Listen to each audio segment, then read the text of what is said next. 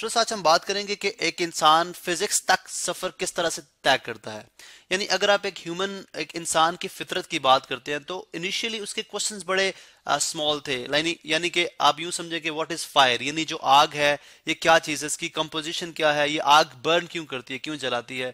इसी तरह माउंटेन्स जो है, ये इतने इतने बड़े पहाड़, इतनी ज्यादा जो मिट्टी जो कि इंसान के लिए सिंपल एक मिट्टी थी, ये कहाँ से आई, ये किसने इनको इकट्ठा किया। ठीक है, इसी तरह द क्वेश्चन वाज अबाउट के ये डे एंड नाइट की जो कन्वर्जन है, ठीक है, डे एंड नाइट जो है वो किस तरह से है।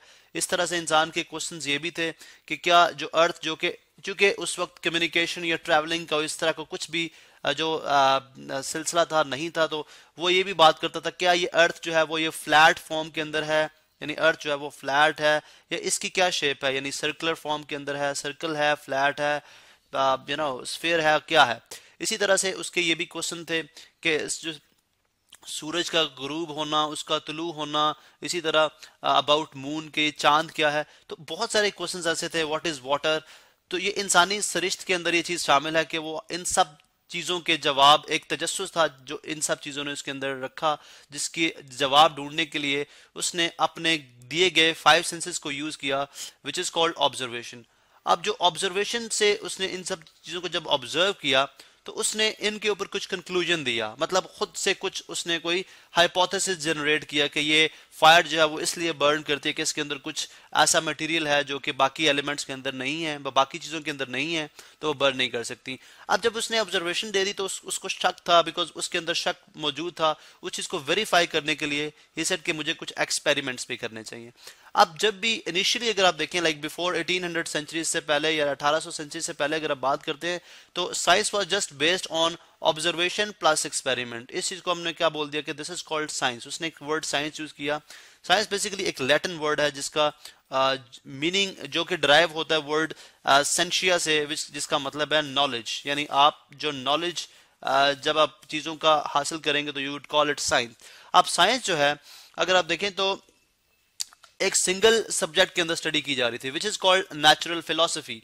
यानी नेचुरल फिलोसफी को आप कह सकते हैं कि कुदरती तौर पे जो चीजें पाई जा रही हैं उनकी लॉजिकल यानी उन रीजन के साथ उनकी वजह को तलाश करना, ठीक है, वो आपकी कहलाएगी नेचुरल फिलोसफी।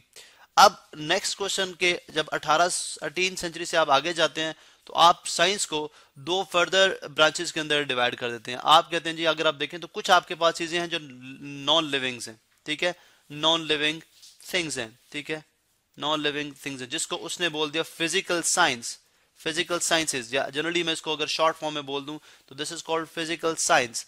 और वो चीजें जो आपकी लिविंग थिंग्स हैं, जो कि मूव कर सकती हैं या जो कि ग्रो कर सकती हैं, ठीक है, लिविंग थिंग्स, उसको उसने नेम दे दिया, this is called biological sciences. Living things को हम जनरली एक टर्म के अंदर लिखें तो वो क्या कहलाएंगी, बायोलॉजिकल साइंसेज।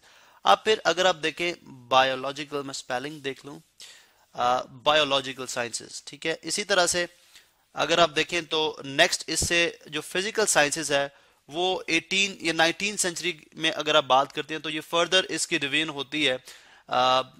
स्टार्ट में अगर आप बात करते हैं तो हम यूं कहते हैं जी कि फिजिकल साइंस जो है फिर डिवाइड हो जाती है आपकी 2 फर्दर या डिफरेंट ब्रांचेस के अंदर, जिसमें आप फिजिक्स की बात करते हैं, ठीक है, जिसमें आप केमिस्ट्री की बात करते हैं, केमिस्ट्री के चीज़ों की केमिस्ट्री क्या है, जिसमें आप बात करते हैं एस्ट्रोनॉमी की बात करते हैं, ठीक है, अबाउट लाइक प्लैनेट्स वगैरह, एस्ट्रोनॉमी की बात करते हैं।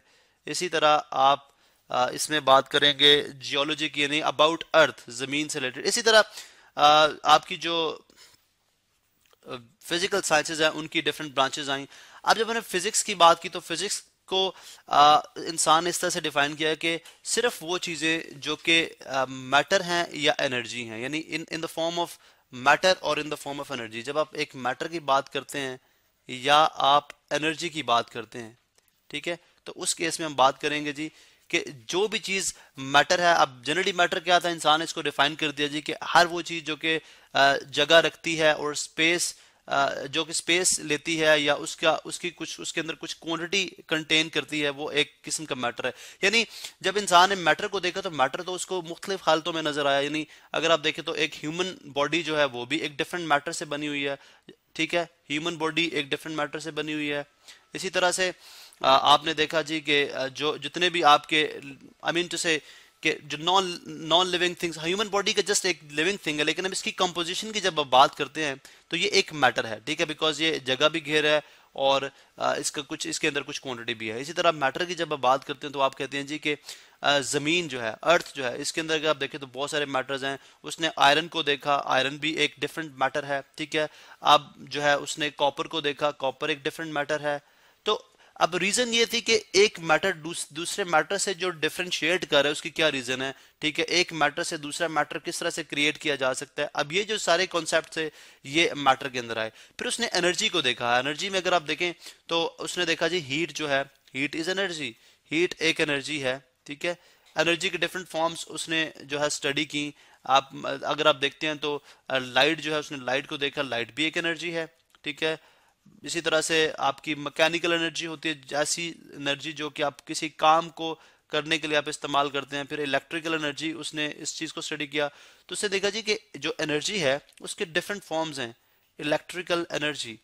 उसके बाद एक इंसान जो है ये तो इंडिविजुअली हम देख लें कि what is matter and what is energy. फिर इनकी इंटर कन्वर्जन पे भी देखा, उसने देखा कि मैटर और एनर्जी का क्या रिलेशन है, क्योंकि आज ये बात प्रूफ होती है बिग बैंग थ्योरी के मुताबिक कि इनिशियली जो मैटर और एनर्जी था वो लाइक उनको सेपरेट करना, उनको इंडिविजुअल लेवल पे स्टडी करना वाज डिफिकल्ट। वो बिल्कुल एक इकट्ठे थे, लेकिन बिग बैंग होता है यानी एक धमाका होता है यूनिवर्स के अंदर, तो आपका मैटर जो है वो अलग हो जाता है, एनर्जी जो है वो अलग हो जाती है, ठीक है।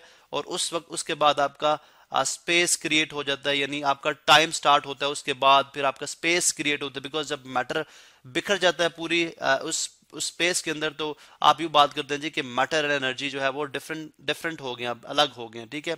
उसके बाद हम नेक्स्ट बात करते हैं जी कि इनकी इंटर कन्वर्जन क्या है, क्योंकि हम यूं बात करते हैं कि अगर ये मैटर और एनर्जी इकट्ठा था तो इसका मतलब ये हुआ कि मैटर को एनर्जी में कन्वर्ट किया जा सकता है, एनर्जी को मैटर में कन्वर्ट किया जा सकता है। ये दोनों इंटर कन्वर्टेबल हैं, जो कि लेटर ऑन आप देखते हैं कि आजकल की मॉडर्न फिजिक्स के मुताबिक जो आइंस्टाइन की जो फेमस इक्वेशन अक्सर बुक्स के बाहर प्रिंट हुई होती है, E is equal to mc square, जिसमें वो E एनर्जी की बात करता है, M फॉर जो है वो मास है, यानी मैटर ही होगा डेफिनेटली, जिस चीज का मास होगा तो हम उसको मैटर ही कहेंगे। C is the speed of light.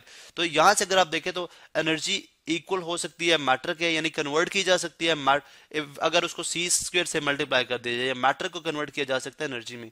तो अब ये जो इंटर कन्वर्जन का थ्रू आउट प्रोसेस है, यानी अगर हम जस्ट एक एग्जांपल लेते हैं, इन केस फॉर एग्जांपल अगर आप जो इलेक्ट्रिसिटी प्रोड्यूस कर रहे हैं, ठीक है, इलेक्ट्रिसिटी आप जो प्रोड्यूस करते हैं, लेट्स सपोज अगर आप एक डैम की बात करते हैं, ठीक है, तो उसके अंदर आप देखें वाटर आपने जो है एक सर्टेन हाइट तक आपने वाटर है, जिसके नीचे आपने यहाँ पे दरवाजे लेट सपोज रखे, जस्ट एक बेसिक सी इंफॉर्मेशन।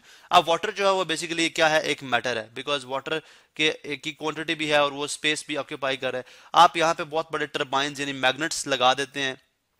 अब क्या होता है, अगर आप देखें तो वाटर जब यहाँ से बहुत प्रेशर से निकलता है तो मैग्नेट्स को क्या करता है, मूव करता है। अब मैग्नेट्स को जब वो मूव करता है तो उसके अंदर उन्होंने इस तरह से सिस्टम बनाया कि वायर्स प्लेस हैं जिनके अंदर से इलेक्ट्रिकल एनर्जी प्रोड्यूस होती है। अब अगर आप देखें तो मैटर को आप यहाँ पे यूटिलाइज कर रहे हैं, उसके अंदर जो मैटर के अंदर जो एनर्जी मौजूद है उसको यूटिलाइज करके आप उससे इलेक्ट्रिकल एनर्जी बना रहे हैं। अब देखें ये बेसिकली क्या है, सारी फिजिक्स है, इलेक्ट्रिकल एनर्जी, ये सारी क्या है, फिजिक्स है। उसके बाद आप देखते हैं इलेक्ट्रिकल एनर्जी से हम मुख्तलिफ चीजें जो है वो मुख्तलिफ जो है वर्क लेते हैं। फॉर एग्जांपल आपने बल्ब ऑन कर दिया, अब अगर आप देखें बल्ब अगेन मैटर है, तो बल्ब से उस इलेक्ट्रिकल एनर्जी को यूटिलाइज करते हुए आपने जो है वो लाइट भी गेन कर ली। अगर आप बल्ब को थोड़ी देर बाद हीट अप करते हैं, आप हाथ लगाते हैं, तो आप देखते हैं कि वो गर्म हो चुका होता है, यानी वही इलेक्ट्रिकल एनर्जी आप फिर light energy plus heat energy में कन्वर्ट कर रहे होते हैं।